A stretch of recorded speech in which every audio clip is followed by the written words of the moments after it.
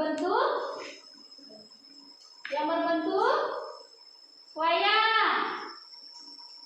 Nah, yang kedua, cenderamata yang berbentuk magnet, berbentuk monas. Yang ketiga, ada cenderamata yang terbuat dari magnet berbentuk perahu layar. Yang keempat, ada cenderamata yang berbentuk rumah gadang. Yang kelima, ada cenderamata yang berbentuk burung kasuari. Dan yang keenam, ada cenderamata yang berbentuk orang hutan. Nah, gambar-gambar ini adalah bagian-bagian dari atau contoh-contoh cenderamata yang terbuat dari magnet. Apakah kalian pernah membeli atau melihat cenderamata yang terbuat dari magnet? Pernah. Jika kalian pernah, coba ceritakan ke dalam LKPD-nya. Nah, sekarang Ibu akan membagikan LKPD-nya terlebih dahulu.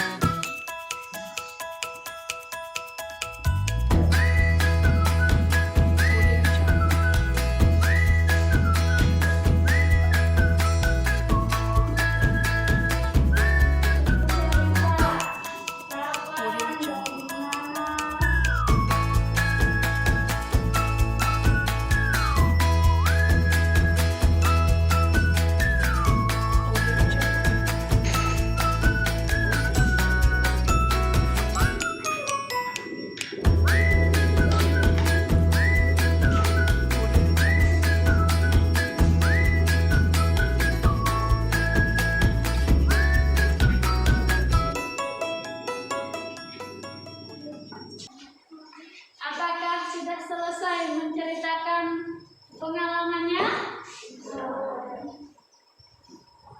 Sudah.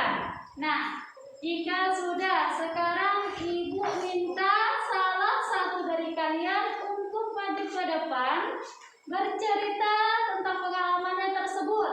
Ayo, siapa yang berani? Maju ke depan.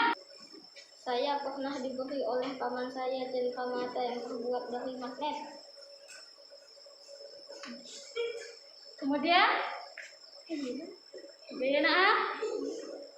ya, beri tekan tepuk tangan kepadamu ini. Ada lagi yang berani untuk maju ke depan menceritakan pengalamannya? Ya, silakan Anggun. Maju ke depan.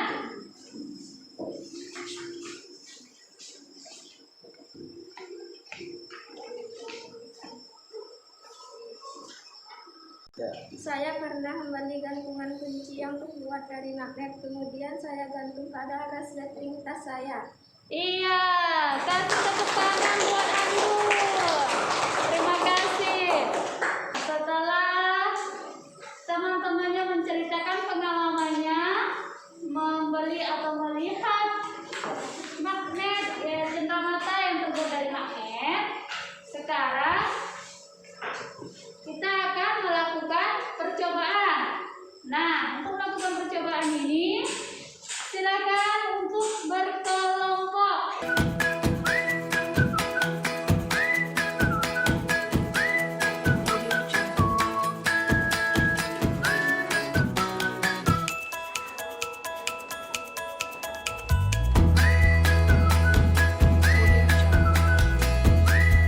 Sebelum kalian melakukan percobaan,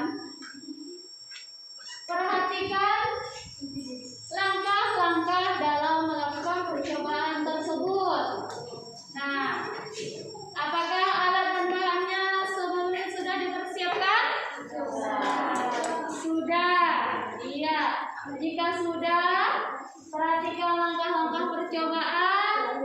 Kemudian tulis hasil percobaan kalian ke dalam LKPD-nya.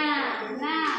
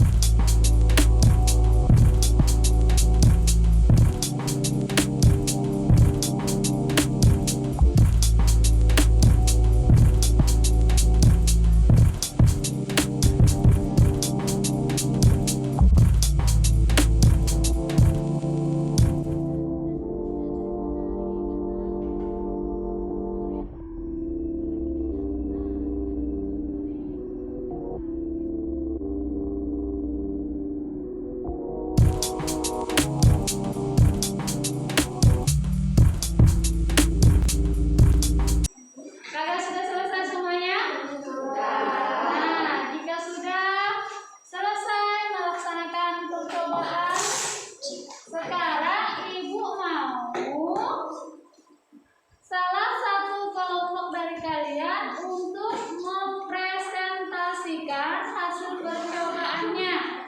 Siapa yang berani untuk maju ke depan mempresentasikannya? Saya, Bu. Nah, kepada Elisa, silakan maju ke depan untuk mempresentasikannya.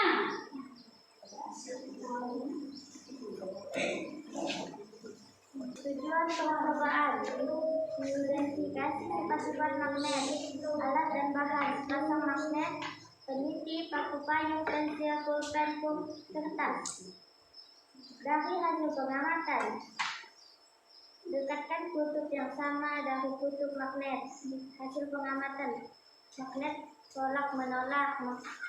Kedua kutub yang berbeda dari kedua magnet, magnet tarik menarik.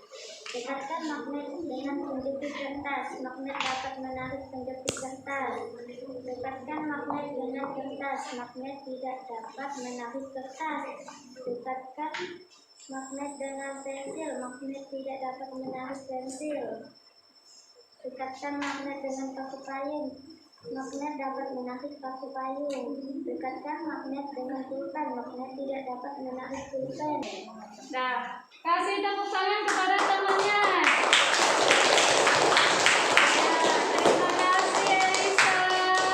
Silakan untuk duduk ke tempatnya. Baiklah, kalian sudah melaksanakan percobaan tentang sifat-sifat magnet. Nah, sekarang coba perhatikan dan amati video berikut. Dari logam yang dapat ditarik oleh magnet, misalnya besi, baja, nikel, dan lain-lain. Benda dapat ditarik oleh magnet disebut juga dengan benda magnet, sedangkan benda yang tidak dapat ditarik oleh magnet disebut juga dengan benda non-magnetis. Gaya magnet dapat menembus benda sesuai dengan kebalan penahan dan kekuatan magnet itu sendiri. Semakin tebal penghalang, maka semakin kecil kemungkinan bisa ditembus. Dan semakin kuat gaya magnet, maka semakin besar kemungkinan dapat menembus benda. Nah, itulah tadi sifat-sifat dari magnet. Nah, di video tadi, apakah kalian bisa mengerti dan memahami dari sifat-sifat magnet tersebut?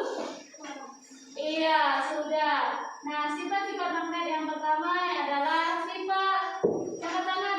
magnet memiliki dua kutub, yaitu kutub utara dan kutub selatan. Nah, sekarang perhatikan.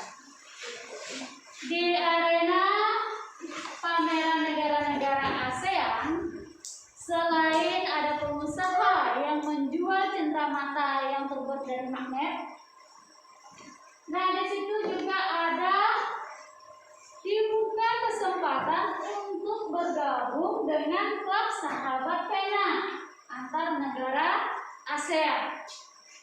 Nah, untuk menjadi anggota tersebut diminta untuk mengisi formulir.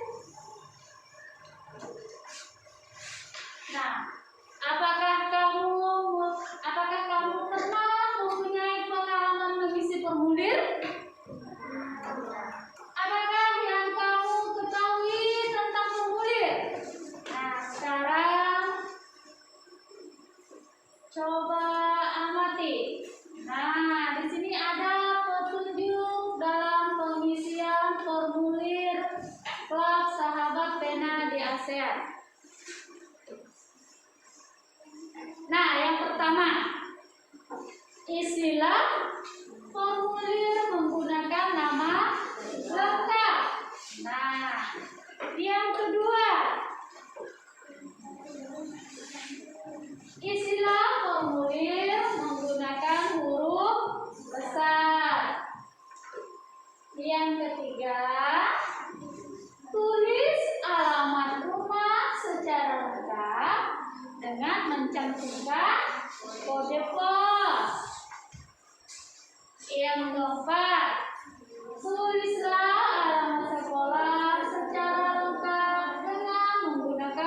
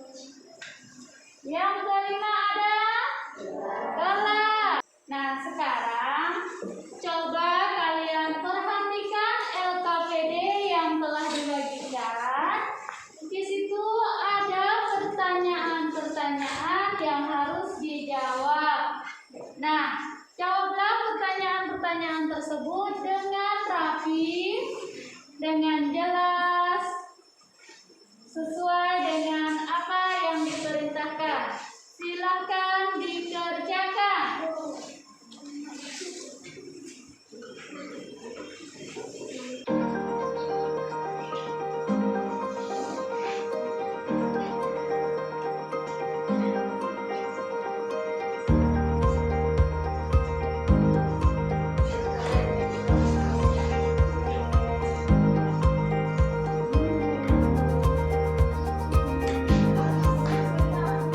Nah, ini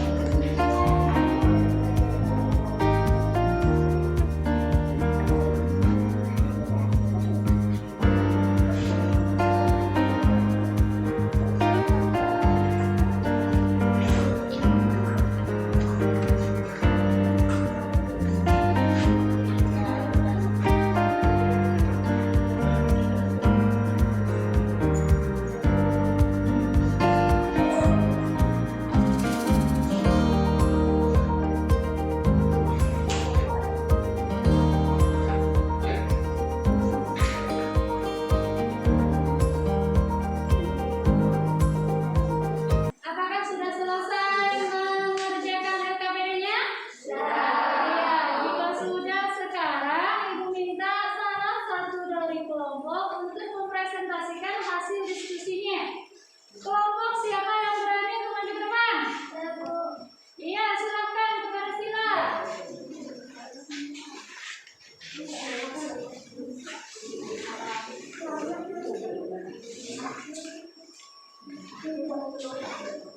Ya. Baiklah teman-teman, saya akan mempresentasikan hasil diskusi dari kelompok kami. 1. Mengapa diperlukan petunjuk untuk mengisi formulir diskusi tertentu agar mudah untuk mengisi formulir? 2. Apa saja informasi penting yang perlu ditulis di formulir pendaftaran? Menulis identitas pilih dengan lengkap, alamat lengkap, alamat dinas, sekolah, serta kode pos. Ya. Tujuan untuk mengisi formulir pendaftaran. 3. Mengapa alamat harus ditulis secara lengkap agar mudah mencari alamat kita? Terus 4.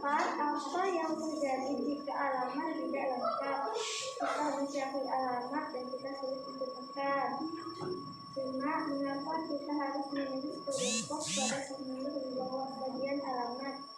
Menulis kode pos ini sangat penting untuk membantu petugas mencari alamat yang dimaksud. Kita seharusnya mencantumkan kode pos dengan benar dan lengkap. Iya. Terima kasih. Kasih tepuk tangan kepada Sila yang telah mempresentasikan hasil diskusinya. Mana? Ya, terima kasih. Silakan. Dari kita mengisi formulir tersebut terdapat tujuan. Yang pertama, tujuan dari pengisian formulir adalah untuk menyampaikan informasi atau data untuk keperluan tertentu. Misalnya untuk menjadi anggota suatu organisasi, mengirimkan barang, dan lain-lain. Nah, manfaat dari kita mengisi formulir adalah sebagai media untuk menyampaikan informasi atau data untuk keperluan tertentu.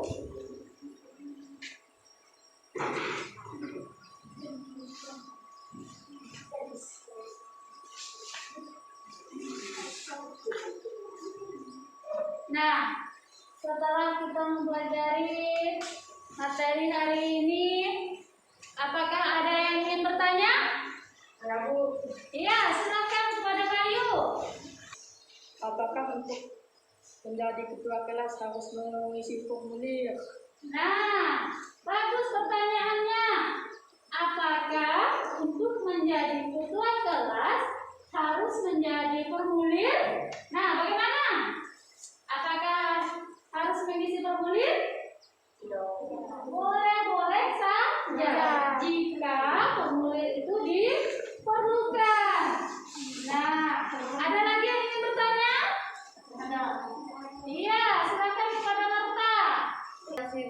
Kegunaan magnet. Iya, bagus pertanyaannya. Pertanyaan yang disampaikan oleh temannya itu sangat bagus sekali. Nah, apa manfaat dari magnet itu, Bu? Manfaat dari magnet itu dapat kita jumpai di dalam kehidupan kita sehari-hari. Contohnya di dalam kipas angin. Nah, di dalam laptop. Untuk kesehatan kita, magnet juga bisa digunakan untuk alat kesehatan kita. Nah, nanti kita akan mempelajarinya lebih jelas di pembelajaran berikutnya. Sekarang Ibu akan memberikan evaluasi dari akhir kegiatan kita hari ini.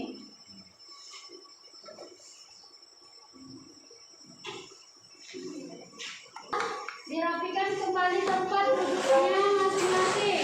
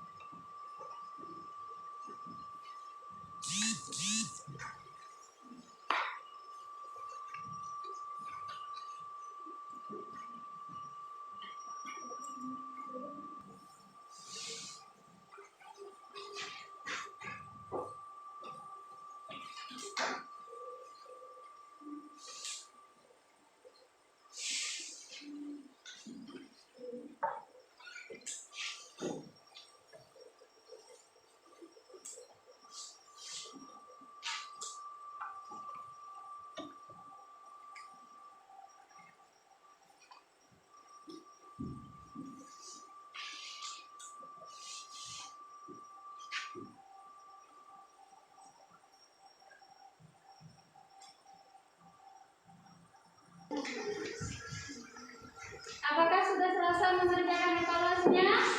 Nah, jika sudah, sekarang dikumpulkan. Tapi Ibu yang mengambilnya ya. Selesai? Kasih namanya. Di atas.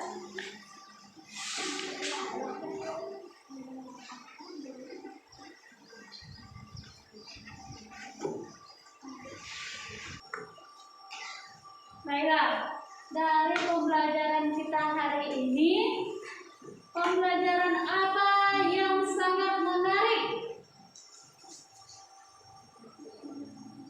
Ayo, dari pembelajaran kita hari ini, pembelajaran apa yang menurut kalian itu pembelajaran yang menarik?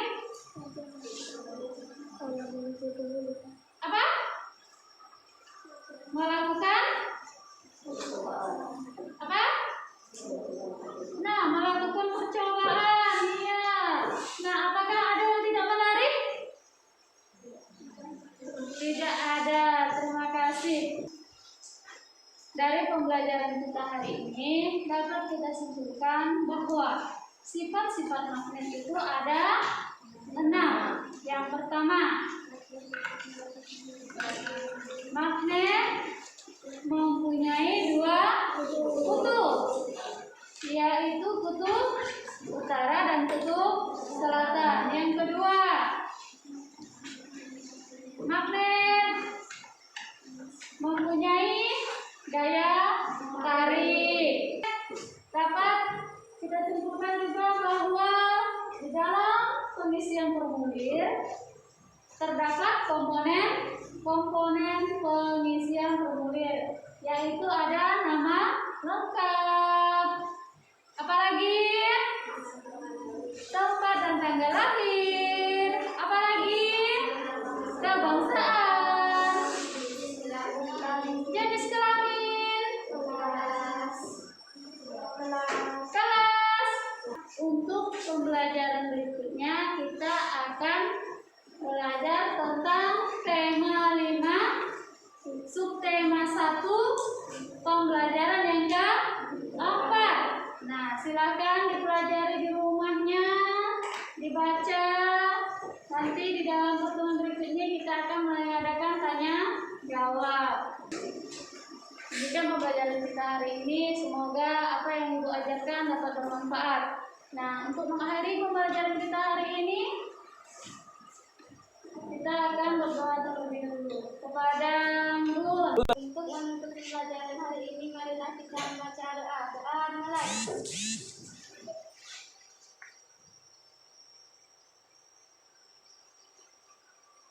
Selesai. Alhamdulillah. Nah, berakhir sudah pembelajaran kita hari ini.